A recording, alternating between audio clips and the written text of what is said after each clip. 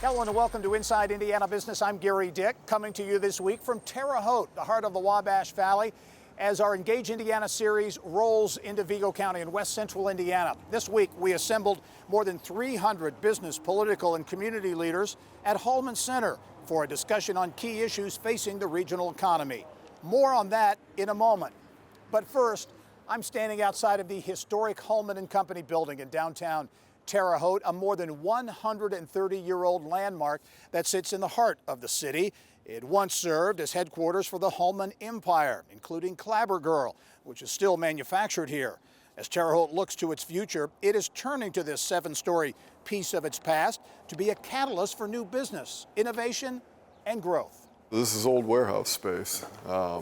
It's been cleaned out, in preparation of future build-out.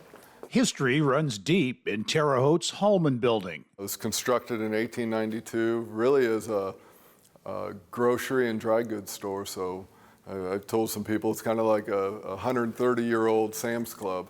For well over a century, this building was home to Hulman Company and its iconic Clabber Girl baking powder. But 2 years after the Hulman family sold the building to Terre Haute businessman Greg Gibson, it is being transformed into a one-stop shop for entrepreneurs and innovation.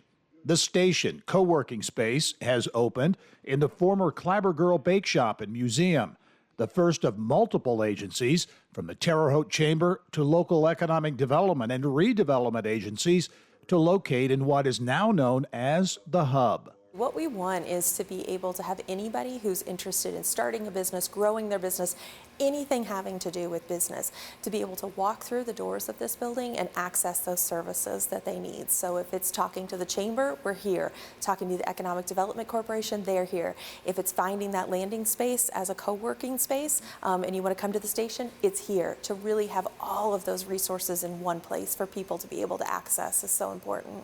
Gibson Development Company sees new life for this grand old building as a unique spark that can further ignite a downtown resurgence. It's really a hub of activity. It's people coming to work. It's people, eating breakfast, dining out, enjoying a drink after work, and just really bringing more density to downtown, more traffic walking the streets. And I think it's going to be a great really a great bookend to the east end of downtown Terre Haute. So as this historic building continues a rebirth, continues to fill up with tenants, there is hope that more people will come to downtown Terre Haute as well. Well, I mentioned we are in Terre Haute this week as our Engage Indiana series continues its path through 2023. 7 regional events being held around the state to engage communities around key issues they are facing. This week's event was a focus on west central Indiana. It attracted more than 300 business, community, and political leaders to the recently renovated Hulman Center in downtown Terre Haute. The event included a fireside chat with IBJ Media's CEO Nate Feltman and Secretary of Commerce Brad Chambers. They've got this great collaboration, this regional collaboration that's producing results for the communities that are part of that collaboration. It's super exciting, and I expect them to not just keep up, but pick up speed.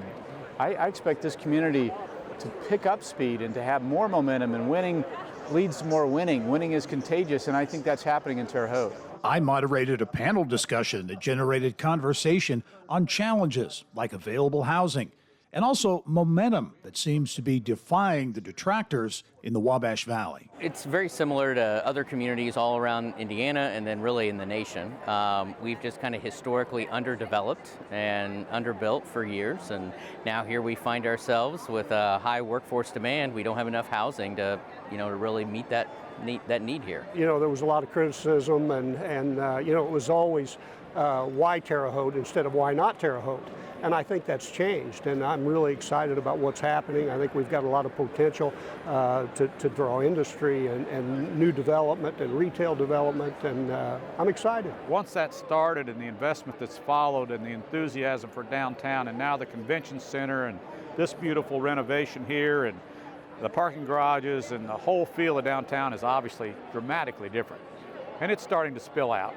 Well, certainly a robust conversation with business and political leaders in Terre Haute, evidence of a community and a region beginning to really get engaged around some of those key issues.